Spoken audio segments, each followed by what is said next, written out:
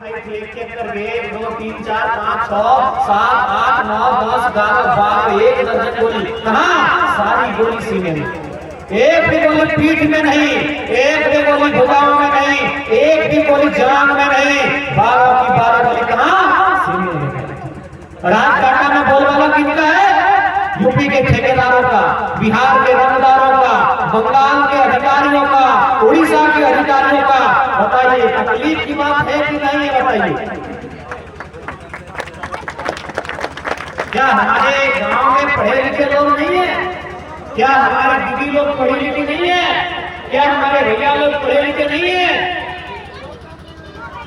है कि नहीं है? बताइए है ना?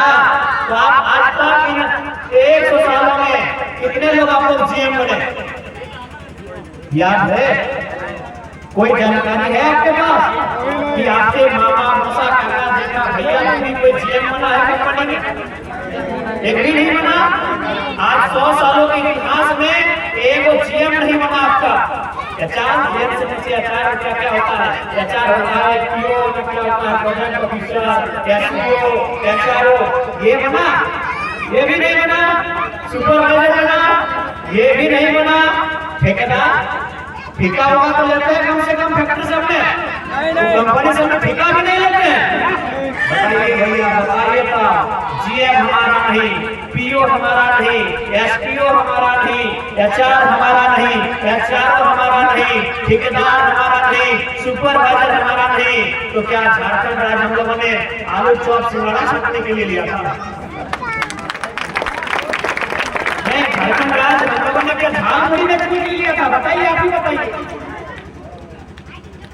क्या हम कोई गलत बात बोल रहे हैं? क्या हमारे बाप दादाओं ने साक्षी है? ये कोयल नदी, ये कोयल नदी साक्षी है, ये स्वर्ण रेखा, ये खरतई नदी साक्षी है, ये दामोदर नदी साक्षी है कि जितना उस नदी में पानी बहा है उसी अनुपात में हमारे बाप दादा का खून बहा है, तब हमें ये राज्य मिला।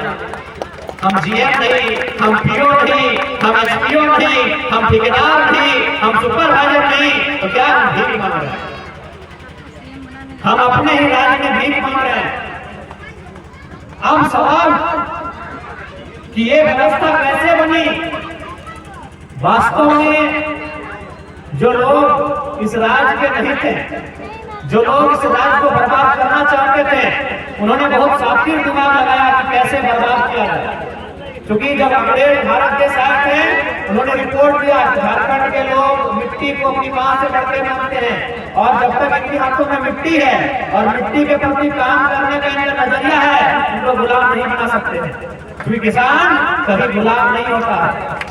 किसान का बाप का खेत होता है, मन करेगा तो सुबह 4 बजे जाके जोतेगा, मन करेगा तो दोपहर के 12 बजे जोतेगा। इन्होंने सबसे पहले क्या किया? हमारी खेतों में कंपनी लेना शुरू कर दी। एक कंपनी बनाने में हमारे 100 गांव उजाड़ दिए गए। अभी टाटा की बात कीजिए, बड़ा बड़ा मंत्री नहीं बोल पाता है, लेकिन जो सच्चाई है बोलना चाहिए। टाटा ने जमीन एक्वायर किया था 15,000 एकड़। कितना एकड़ किया था? 15,000 एकड़। काम कितना हुआ मालूम है? 4,000 एकड़। बाकी जो 10,000 11,000 एकड़ बचा है, क्या हमारा जुबली पार्क लैला मजनू का खेल खेलने के लिए दिए क्या? हमने आपको जमीन, हमारे बाप दादा ने जमीन आपको फैक्ट्री के लिए दिया था। उस फैक्ट्री में हमें नौकरी देने के लिए दिया था। हमने वो पार्क बनाने के लिए, क्रिकेट स्टेडियम बनाने के लिए नहीं दिया था। हमने वो जमीन रियल एस्टेट को बेचने के लिए नहीं दिया था। हमें वो जमीन उड़ीसा, बंगाल, बिहार, बांग्लादेश के लोगों को बेचने के लिए नहीं दिया था। वो जमीन हमने इसलिए दिया था कि आप वहाँ फैक्ट्री लगाएंगे और उस फैक्ट्री में झारखंड के लोग नौकरी करेंगे। नहीं तो नियम है, यदि आप फैक्ट्री नहीं खोल पाए तो बाकी जमीन वापस लीजिए। आपने जहां पर फैक्ट्री लगाया है, 4,000 एकड़ में लगाया है, वो जमीन रखिए, 10,000 एकड़ वापस लीजिए। तो इन्होंने सबसे पहले क्या किया? जरूरत से ज्यादा हमारा जमीन लिया, जरूरत से ज्यादा। जैसे आपके टाटा में लिया गया है, हमारे वहां बोकारो में लिया गया है। बोकारो में लिया गया है 33,000 एकड़ जमीन। आप भी जानते हैं, बीएसएल का नाम सुने हैं, Bokaro steel plant, Bokaro steel limited. कितना 33,000 एकड़। आप उसी प्रकार भंडार चले जाइएगा तो आपको मिलेगा हर्न सिंदरी, बहुत नामी, जहाँ पंडित नेहरू खुदा के उद्घाटन किए थे। यानी इन्होंने, इनको जमीन चाहिए था, अगर 1 एकड़ इन्होंने जमीन लिया जान बुझ के 10 एकड़। और हमारे लोग उस समय भोले भाले थे, हमारे बाप दादा उस समय हम लोग का उतना जनसंख्या नहीं था। आज से 100 साल पहले बाप दादा का समय था, हमें आइडिया नहीं था। और इन्होंने इस प्रकार चालाकी के साथ हम लोगों को खत्म करने का प्रयास किया कि आज सामने इतिहास है, ये तो गनीमत है कि हम लोग मेहनती लोग हैं, हम लोग थोड़ा मजबूत लोग हैं कि आज जिंदा है, नहीं तो कब का खत्म हो जाता है।